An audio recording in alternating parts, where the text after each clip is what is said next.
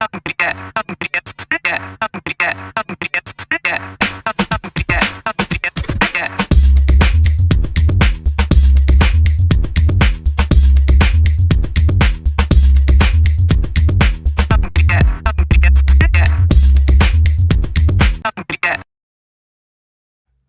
Chris. Or no, it's Anthony today. I bet you'd be surprised to see me here. Yeah, the hair should have given it away. Chris is off finding himself in the Scottish Highlands. And so here I am to hang out with you for yet another episode. Aren't you excited? Yet another episode. I was thinking about I was trying to think of the stupid dad joke pun for the show today, and I've got 2 or 3 Motown puns. 4 tops. Motown. Okay. 4 tops. No? It didn't hit? No, I'm still waiting for the punchline. 4 tops. 4 tops. 4 tops is a Motown band? No? Didn't I have 2 or 3 Motown puns? 4 tops? That doesn't. No, I'm just enjoying watching you flounder here. How to flounder? You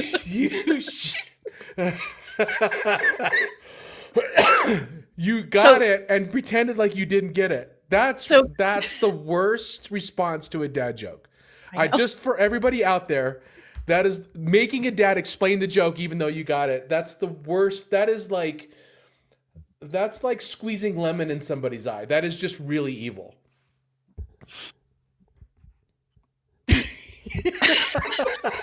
All right, what do you got today, Steph? Well, so Chris is out meandering around the Scottish Highlands, and there's lots of open fields there and what have you. But did you know that there is a scarecrow in Scotland that won an award? No, I did not.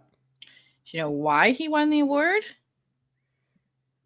In the Scarecrow Awards? The Scarecrow Awards. I'm trying to think of the pun here. No, I can't manufacture it.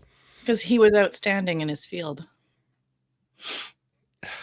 That I actually saw that joke on Twitter and decided it wasn't good enough for the show. Well, here we are, reaching down into the depths of our disparity in our souls. Okay, let's talk about something interesting. I have a question for you. Why do marketing and sales teams fight over the same customers? Here's a shocking stat. 73% of all stats start with 73%. 73%, 73.485% of leads never convert because of poor handoffs between marketing and sales teams. Typeform's David Okuniev discovered this firsthand when his marketing team generated 500 qualified leads that his sales team couldn't close. And it wasn't the problem with lead quality, it was the artificial barrier between the departments. This insight reveals why founders need unified revenue engines, not siloed functions. Today on How to Founder, we will be talking about defining marketing, what it is, where it belongs in the organization, how we make that handoff smooth.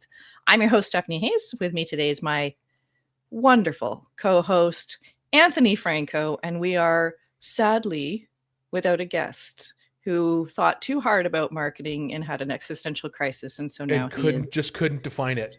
Couldn't define it. So here we are together today to do this episode with each other. So just the two of us. Anthony, what is marketing? That is that's a really big question and hard to define. I think you get a different answer when you talk to different marketers. I define, and there's textbook definitions of it. There's definitions that business schools will talk about. But if you ask a founder what is marketing, it's awareness building. That's what marketing has typically been responsible for. And there are all these fancy words around building a brand and building an asset around a brand that marketing is responsible for. Can't argue those. But the truth is that you want to implant your personality or your identity into people's brains so that when you come up at a time when it's time to make a decision or buy something, they think of you as one of, or hopefully the top choice in the purchase. I don't know about the term I don't know about the term implant. That gave me the X, but maybe I've just watched too many sci-fi movies. So I think, like, just a slight different take on that. I would say that marketing is about building relationships.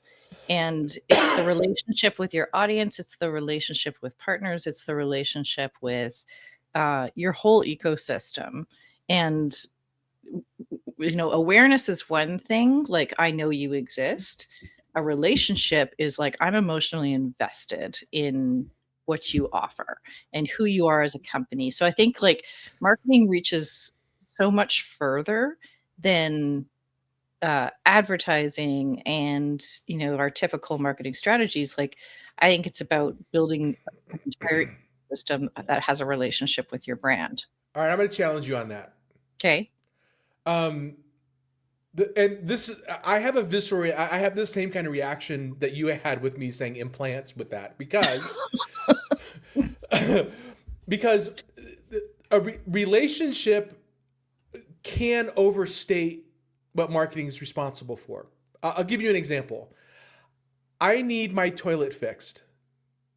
I don't care to have a relationship with my plumber, but a plumber needs to do marketing. And so does the plumbing firm, whether it's a local guy here in Windsor, Colorado, that is trying to do marketing, does he really care about building a relationship with the 50,000 homes that are here? Or does marketing mean something different to him than it does to somebody that is trying to build like a national consumer brand or a B2B brand? So I want to take it up another level and say, is that really what marketing is, or is that potentially one of the goals?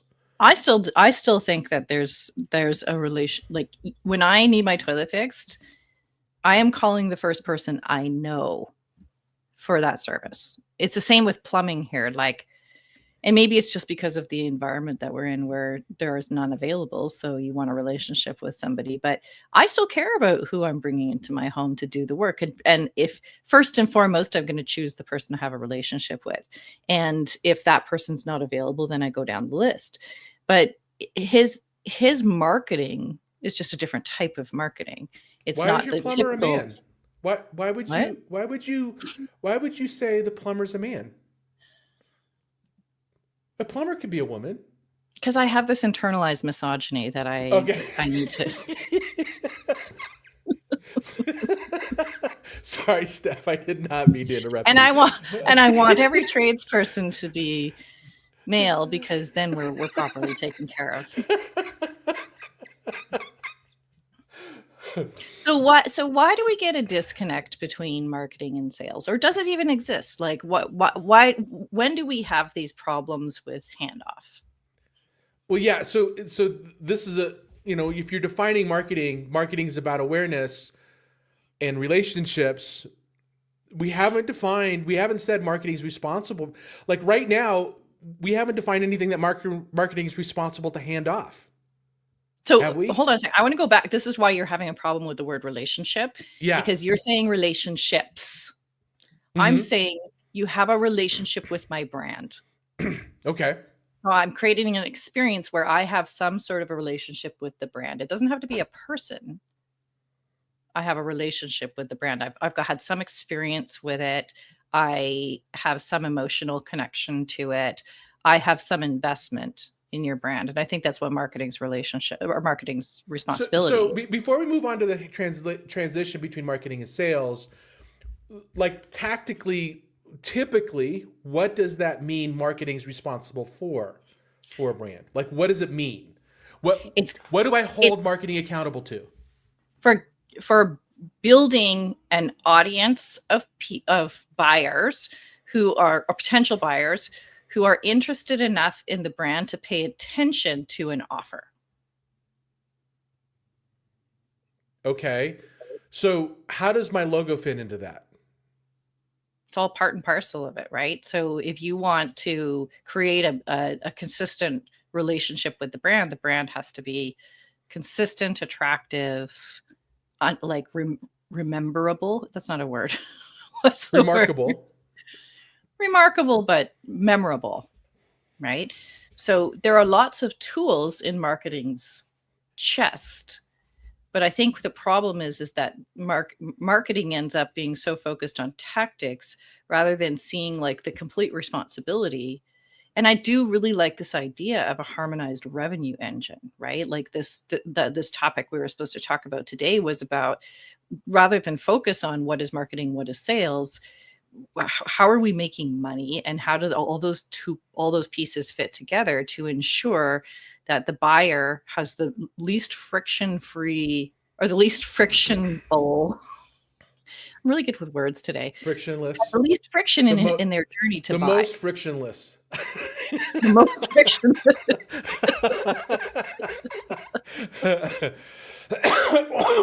Let's talk Friction about adjacent. friction. Let's talk about some of the responsibilities that typically fall under marketing. So obviously, design consistency of voice and appearance across multiple channels, right? Sure. Understanding the customer at a very deep level. Tactical things like search engine optimization, SEO falls under marketing. Typically things like ad buys, advertising, whether or not and it can be defining the customer funnel, right? Top of funnel being brand awareness, bottom of funnel being conversion. PR and crisis management, the thing we talked about yesterday, typically falls under marketing's hat. Am I missing anything? What else? Partnerships, collaborations. Partnership. Hold on. Yeah. Referral partners. Like, I'm not talking like strategic Yeah. business partners. I'm talking like affiliate programs and stuff like that. Sure, but or like marketing partners or referral partners, or I am going to partner with a professional association where all of my buyers are, and we're going to do events together or something like that, right? So there's this partnership component that is such an effective marketing strategy that I believe it falls under marketing. Yeah, and maybe also on top of that, so another one I can think of is content, developing Sure. thought leadership for the company, if it's appropriate for the company. All the visibility stuff for any like key influencers inside their business, visibility for the CEO, the founder, if they're still at that stage, any sort of visibility piece is theirs as well.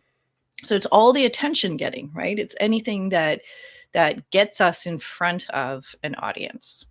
Okay. So how do you measure marketing's effectiveness? Because all of that sounds expensive. It is. It's always going well, and hard to measure. But here's another like little tip is, how can we make marketing pay for itself, right?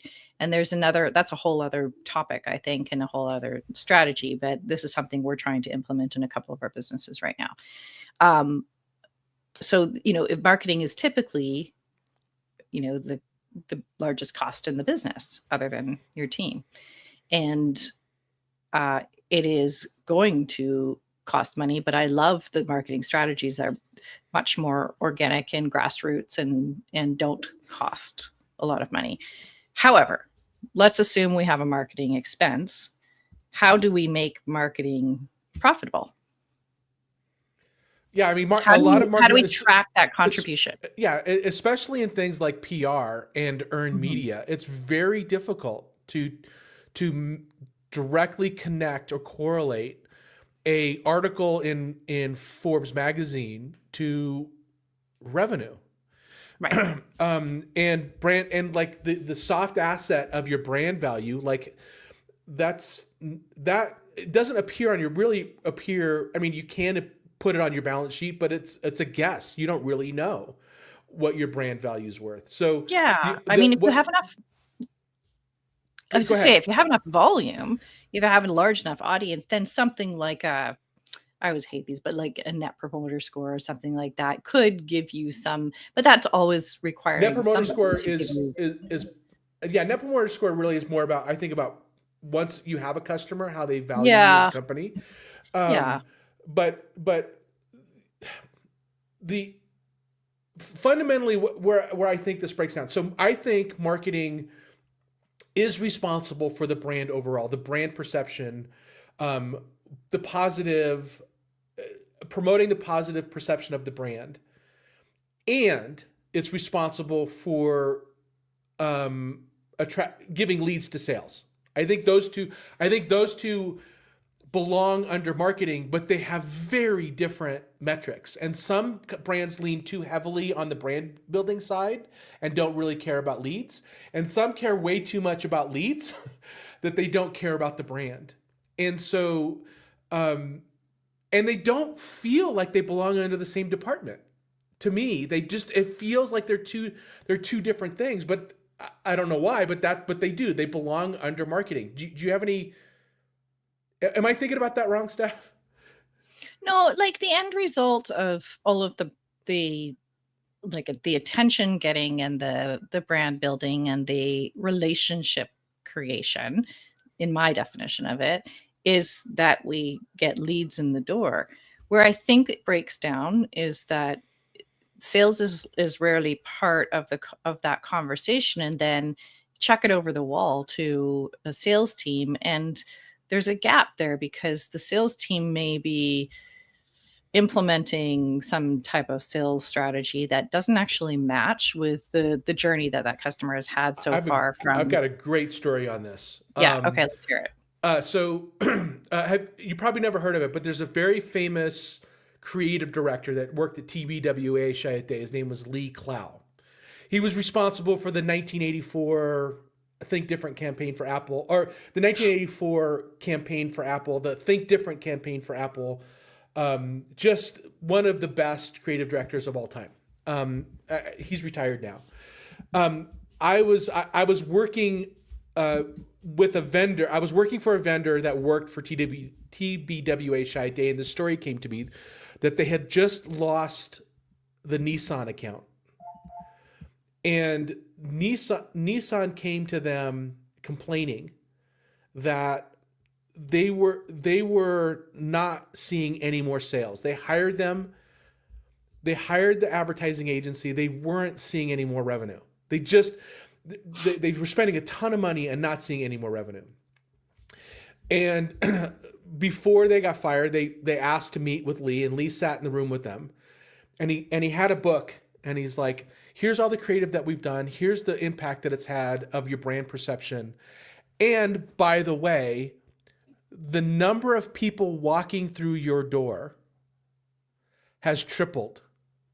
You're just not converting. I've done my job. You haven't done yours. He was right. I think it was the best line to show. It's either the salespeople weren't converting them, or the product wasn't good enough. It wasn't meeting what the brand expectation was. Mm-hmm. I think that's a really bright line for me about what marketing's responsible for. It's their job to get people in the door that are the right customer. In this circumstance, people looking to buy a car, those are the right customers. And it was sales' job to have the right way to handhold those customers through the sales process.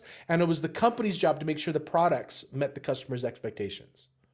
So do you not think that there's some sort of responsibility? So if marketing is all about, this is where I see the disconnect. And yeah, if marketing is all about creating the desire and the interest, and then the customer walks in the door under a certain belief or having been nurtured in some way, and then it's in conflict with what the company can actually deliver, or what gets 100%. Or it is marketing's. That's marketing's job. That's right. 100% agree.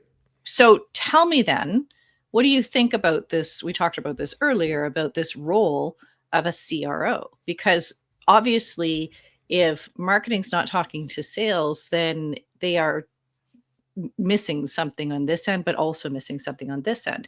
So this concept of a CRO, a chief revenue officer, is someone who ostensibly is pulling together both those pieces and saying our sales strategies and tactics match what the customer is expecting once they walk in the door. Yeah, and serving as a fractional CRO on occasion, I still you know what it stands for? Chief responsibility officer, no, chief revenue officer. That doesn't sound like you. Essentially, what that says is sales and marketing should fall under one hat, right? And small companies have a CRO and don't have a person responsible for marketing and sales. The CRO kind of does both, right? In smaller companies. In larger companies, you typically marketing answers to the CRO, the marketing department answers to the CRO, and the sales department answers to the CRO. And what that recognition is that this person owns the customer end to end. Essentially. That's it, right? That is it. Because if you don't know the customer intimately from like, this is starting to get into a dating analogy, but it's a lot like dating. It's a lot like dating. If you don't know your customer intimately, and I think a lot of marketing teams don't do the work to figure this out, right? They use stats, they use rolled up data, they build personas, like they care about what magazines they read and what stores they shop at. Blah, that's blah, right. Blah. Yeah. Like you can tell an immature marketer when their first conversation is like, well, let's talk about the demographics of our, they're white, middle-aged, blah, blah, blah. Like, fuck with that shit. Seriously. So, I mean, like, you have experienced this customer. You are watching patterns and you are watching behaviors. You're watching psychographics. You're watching, like, the evolution of a customer. Because this is what we're facing right now, actually, with a number of our businesses, is that I have these founders saying to me, but this worked before. It's not working now. It's not working now because your audience has changed, buying behaviors has changed. COVID changed buying behaviors. So I think the CRO has to be like, their primary job is to be intimately familiar with who they're selling to. Yeah, I totally agree. Yeah, and who's buying, because there are nuances. The best marketers, CROs, marketers, the best ones. So the one that comes to mind is the common one, Steve Jobs. Steve Jobs was hailed as being an incredible marketer. And what I think made him so great at understanding who his customers were was that he was the customer. He created them. That's right. He built for him. He built for him, which gave him this incredible empathy for his customers, like unparalleled empathy. Yeah. So that's not always possible, right? You can't always be the customer for the company that you're responsible for being the revenue officer for. But you have to get as close to that as you possibly can. To your point, right? This is what like, where it gets to like dating. Like, I'm not my wife, but I have to be very empathetic to where she sits and what her problems are and what she cares about in order to be a good husband. You kind of have to do the same thing with your customers. You have to care about what they care about. You have to feel their pain. You have to feel their joy when they experience joy with your product. Right. And if once you're there, now you can start making what I would say informed decisions on where your brand needs to go.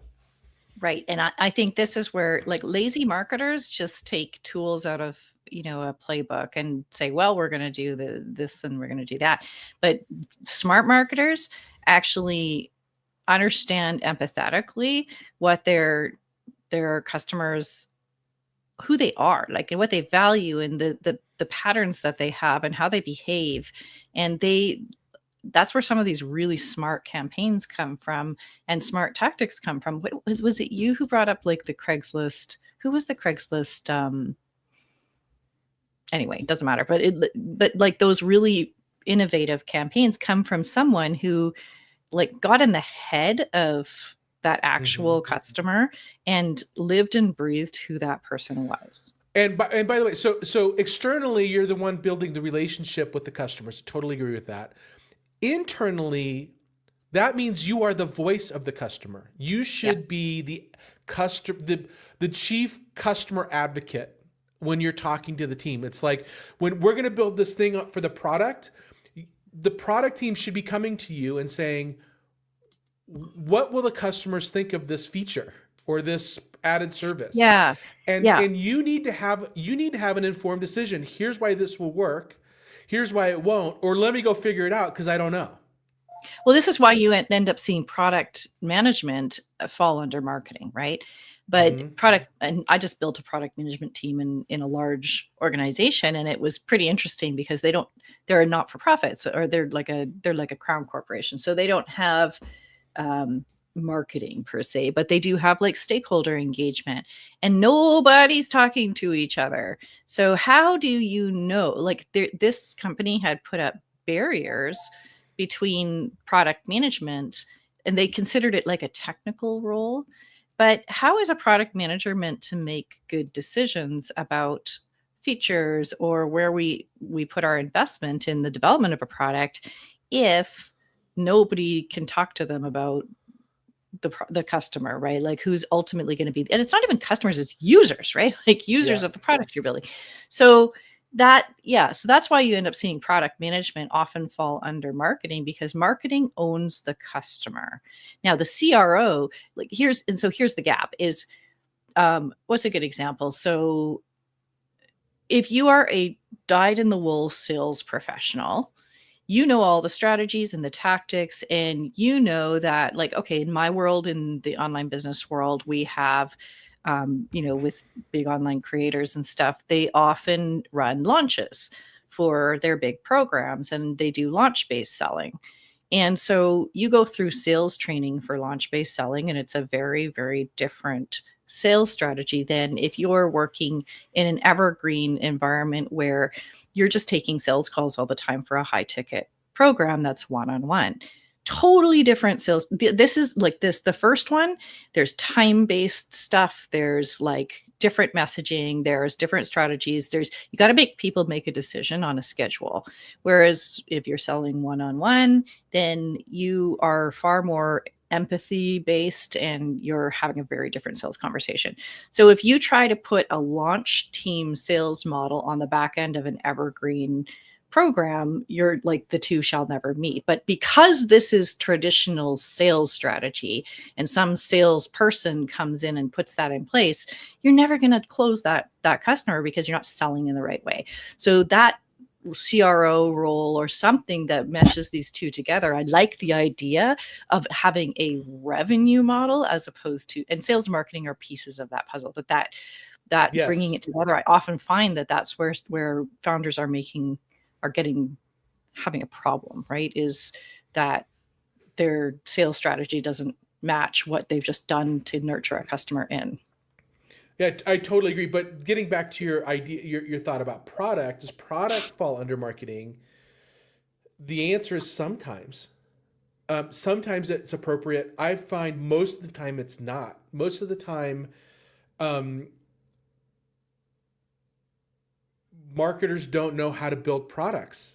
They're not builders, they're marketers. No, and so, but the opposite happens where they get thrown underneath like technical teams, because execution is on the technical side. And I think product belongs on its own, right? I think actually product should roll up to the CEO. I totally agree. Yeah, Because I totally agree. it's that important, but they see it as project management, and so they I don't tuck know. it underneath. I honestly don't understand, outside of like unless you're a publicly traded company, I don't understand product companies whose CEO isn't the chief product officer, Right. and successful. I don't see how that happens. Right. Now, we're not talking like... A reason why I separate public companies, because usually the CEO of public companies, their responsibility is so far removed from the product, and they're like investor relations and shareholder and all the stuff that I would want to shoot myself in the head if that was my responsibility. But I always envision the CEO as should be the chief product advocate, and therefore have a lot of opinions on how it's marketed and how it's sold. Yeah. And I like, how many organizations, startups or small businesses have you, or, in that phase, have you experienced where product reports to the CEO? Typically in the early stage companies, the CEO is actually making the product, Oh, yes, of course. right? Like Um, early for sure. early stages, and I don't see that transitioning out really until a company hits like 20-30 million dollars in revenue. I have a friend that runs it's a robotic welding company, and I don't know what their revenue is, but their robots are like 100 grand each, and they're building 10 a week. So if you do the math, they're doing pretty well. And have they built a sales machine? They have a sales machine. He runs the company and still very intimately involved in product. You totally missed my joke there. Do they have a sales machine? Yeah, I did. Sorry. I'm only single threaded. I can't be on a story and also understand a joke. Yeah, it's your gender. It's okay. Yeah, exactly right. And maybe the joke wasn't funny. Sorry.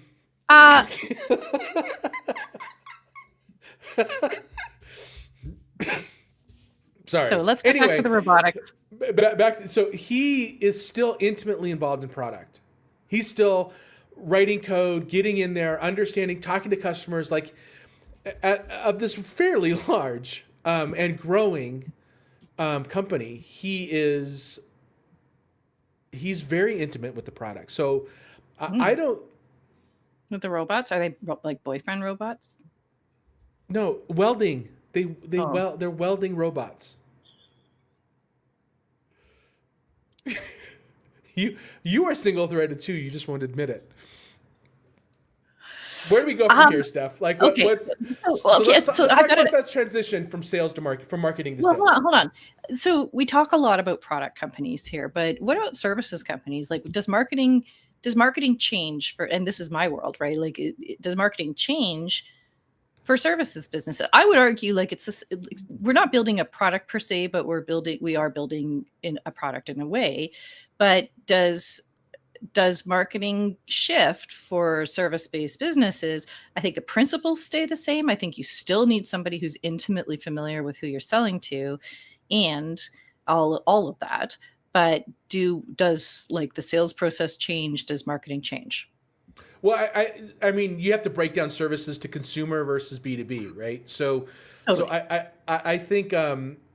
Hold on. I'm gonna push back on that because who you're selling to and the strategies you use are going to be different, right? But I think that fundamentally, so I have a business I'm working with right now that is so like geotech, will only sell like tailings ponds, like only sell to a very specific customer in like a very specific industry, big corporation.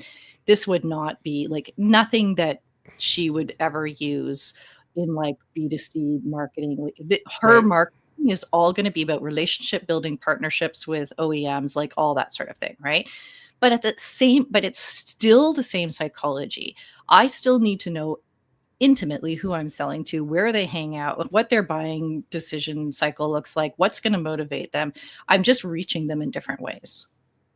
I don't know. So in this really depends on what you're selling, and for services, typically you can productize your services. So in other words, when I say productize, package them in like A, B, and C. Like service A is this much, service B is this much, service C, and then tailor based on customer need. Yeah. If you don't do that, you're not scaling, right? Yeah, exactly right. So you kind of have to treat your service like a product.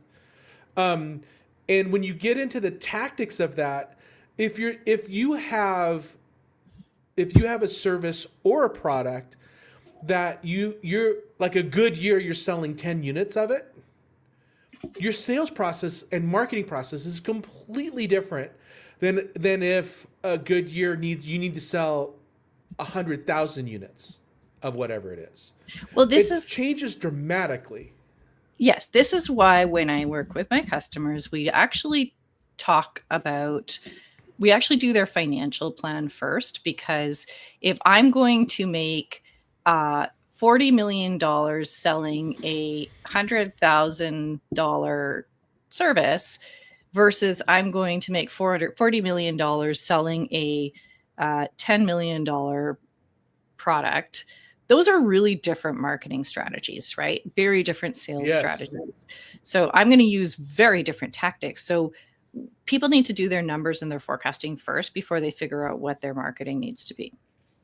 I totally agree. Yeah. So let's bring this back to that integration, because I think that was sort of the point of our whole conversation today, is how do we ensure the integration of these two sides of the business? What happens to us if we don't? Well, I mean, what happens usually is you have marketing and sales pointing the finger at each other. Sales says I need more leads, and marketing says they need to close the leads I'm giving them. I'm giving them good leads, and they're not closing them. So I don't have confidence in sales, or sales doesn't have confidence in marketing. So usually what you get is team is pointing, and the numbers that everybody agreed to aren't being hit. That's what happens. So if I have those problems in my business as a founder, how to flounder, then what questions do I start asking in my marketing and sales teams? Well, so if you're now you're acting as the CEO, right? Yeah. You're the CEO, and you're saying, and you're not hitting your numbers, and you have both teams pointing the finger at each other. I mean, the first question is, if you have sales and marketing pointing the finger at each other, it's like, the first thing I would ask is, do you guys want me to get involved in this, or do you guys want to work this out yourself? That's the first question I ask. And usually I would get a let us go back. Right? We don't want you to get, because you want those teams to work together. You want to force them to work together to figure it out on their own. If you're figuring it out for them, nobody's going to be happy. What if they're not seeing something bigger picture, that they're so entrenched in their objectives and what they have done? This is what I see a lot too, is like, oh, well, we tried that and it didn't work. Or what do I believe, right? We tried that. We spent $100 on Google ads and it didn't work. It's like, well. but yeah, I find this happens a lot, is that in marketing, you're so intensely focused on numbers and blah, blah, blah.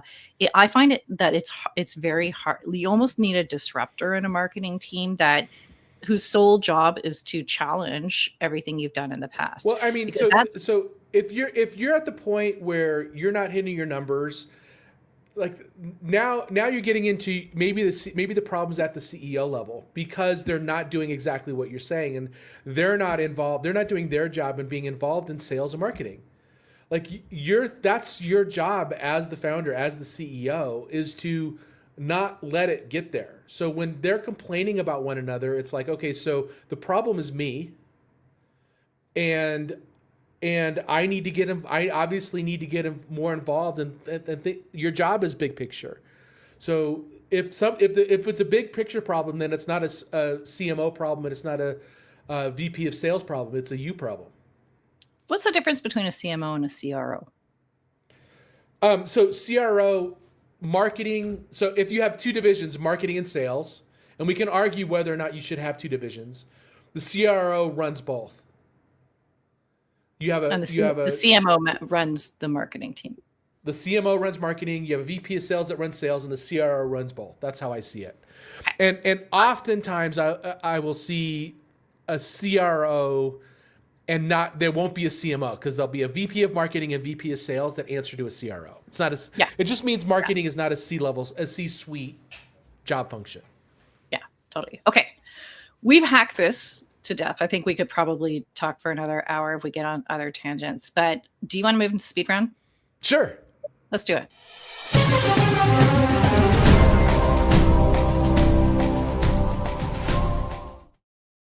Okay, this is all on you. You have to answer, but then I'll tell you if you're wrong, okay? Okay.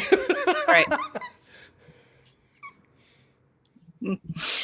All right. Invest in brand awareness to build trust, or focus on direct response to generate immediate cash flow?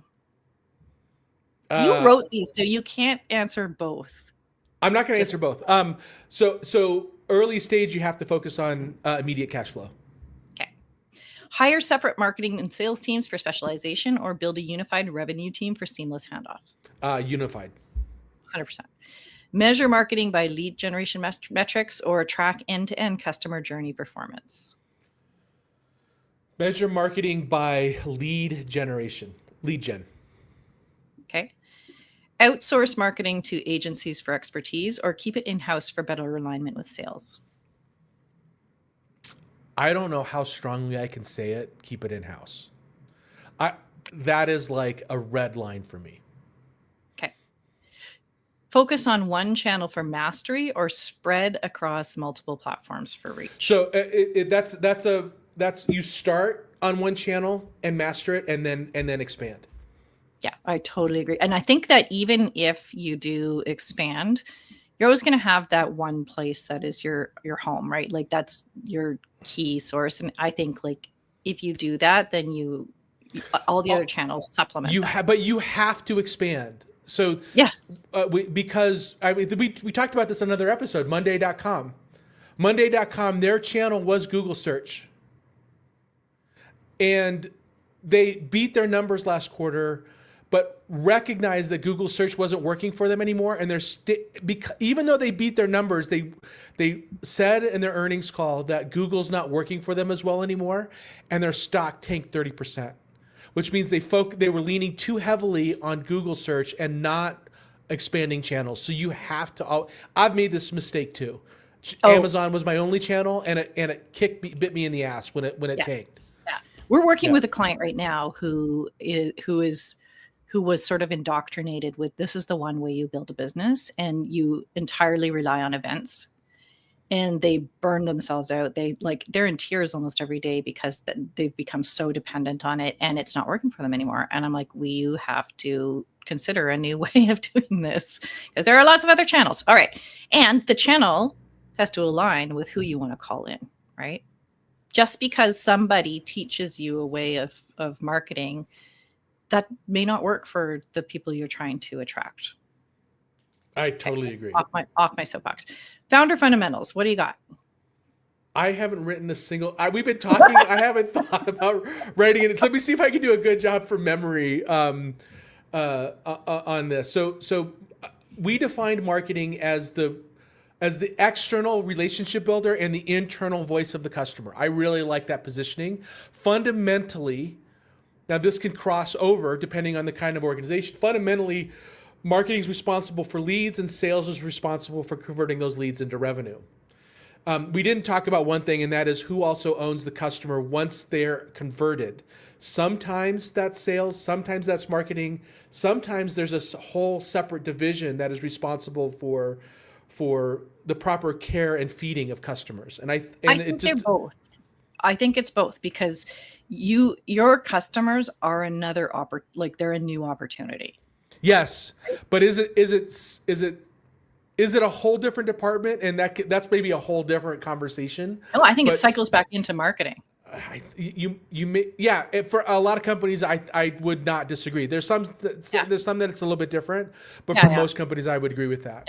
For sure. The handoff from marketing to sales is wrought with errors, mainly because of either misaligned expectations that were set by marketing, or sales not understanding what marketing's selling, or just a bad sales team. And as the CEO, as the founder, you need to be able to decipher what's stuck and what part of the big picture is missed. Yeah. And the soapbox I will forever stand on is that every business needs to be built for that business. And where founders really get stuck is trying to adopt other people's models. And so, a sales leader comes in and what's worked for them in the past in another organization, they try to implement inside this business, and it doesn't match where the journey that those customers are following. So I think that customization of those, you have to do the sales machine that work for who you are as an organization. Okay. I totally agree with you. And that's kind of why I'm against agencies, because agencies have more of a cookie cutter, specifically marketing agencies. They have more of a cookie cutter approach. Now, you might be able to hire an agency for SEO, it's a very specific thing. But yes. Somebody to outsource your marketing to. Marketing strategy should stay in-house for sure. Let me say this. I know a lot of founders. I haven't met a single one that said they were thrilled with their marketing agency. Yeah. Not I one. I would argue that you could build a really good agency that has the execution skills, but the strategy, you get a good strategist who, like, I know with my customers, I have to get deep and intimate into their businesses before I can even feel confident in what I'm recommending for a strategy. And it Yes. might be totally different than like what comes out of the box, right? It is different once you get to a certain scale, but that 0 to 50 million revenue, maybe I'll say 0 to 20 million in revenue. I've never met an agency that is fulfilled Yeah. on the promise of ROI. It's never Yeah. happened. Yeah. Okay. All right. Deep dive resources. Building a Story Brand by Donald Miller, a classic. Traction by Gabriel Weinberg and Justin Maris. Anything else that sort of comes up for you? I mean, Um, there's so much out there. there's so much. So anything that David Ogilvy wrote, I'm a big David Ogilvy fan. He says if it doesn't sell, it's not marketing. I just love David. He has a lot of great books, and they're old, but the wisdom is still true. Love his stuff. I really love the books that focus on the psychology, like the what people think, how they Mm-hmm. buy. What was the one? Oh, I can't remember what it was called, but it was so interesting. And I know we've talked, is it the Leonard? Uh, anyway, it talks about like the story of how these corporations have learned to actually screw up because it creates more opportunities to increase relationships, better relationships with your customers, because people who have a good experience with an organization, they kind of rarely talk about it, but when you've had a screw up and then you get the opportunity to delight them in fixing To whatever the fix it. screw up is, yeah, then you are able to build a better relation. Anyway, all these psychology books I think are super interesting because Yeah, really, Freakonomics is another great one that talks about that's another great book on, believe it or not, on marketing and how to position yeah, things. There's a yeah. lot of great marketing nuggets in there too. What I think is important in Freakonomics is understanding that there is an evolution of how people think and what they buy and how their values emerge and evolve. In fact, there's a whole section in there about names and baby names and how the baby names evolve. And he's like, I can predict what sort of demographic is going to start using a name. And like the name Brittany first, like it was first adopted in high education, high net worth, high income. And then within like 12 years, it was now popular with low education, like there's this cycle of names. In fact, at the time that it was written, Stephanie was on like the top 3 of low income, low education names that, and there's this evolution of how people think. So I agree. Economics is Interesting. fascinating. And, Okay. and just the section on price anchoring is worth the entire cost of the book. It's just an excellent book. Yeah. And I we've agree. never talked about Freakonomics on this show, so I'm glad Oh my God, I'm glad I thought of it. and It's there was like fantastic. a follow up to it too. But one of my favorite books, because coming full circle, marketing is all about understanding how people think, right? And how like Yes. even big corporate buyers, like my customer with the tailings pond, like you still have to understand how the decision maker thinks and what they need and what they're most motivated by. Big corporate buyers is not, and to extend that one little bit, it's usually for big corporate buyers, it's not a single buyer. It's a Right. team that you have to understand, the buying organization, the team that's being responsible. And you have to, there's this phrase that I heard from a sales coach once. He's like, the most important thing you can do when team selling is figure out who the eel in the deal is. Meaning, who's the person that's going to say no to your company and then figure out how to win them over first.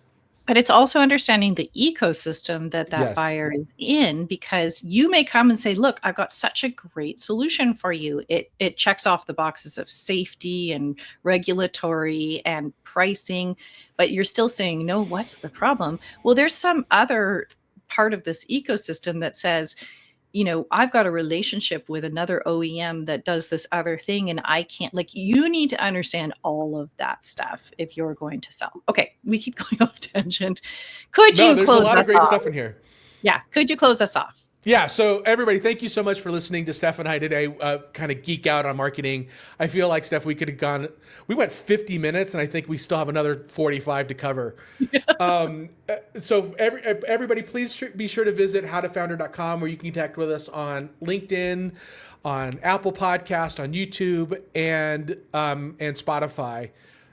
Steph, you and I both agree that our listeners are the pioneer of economic prosperity.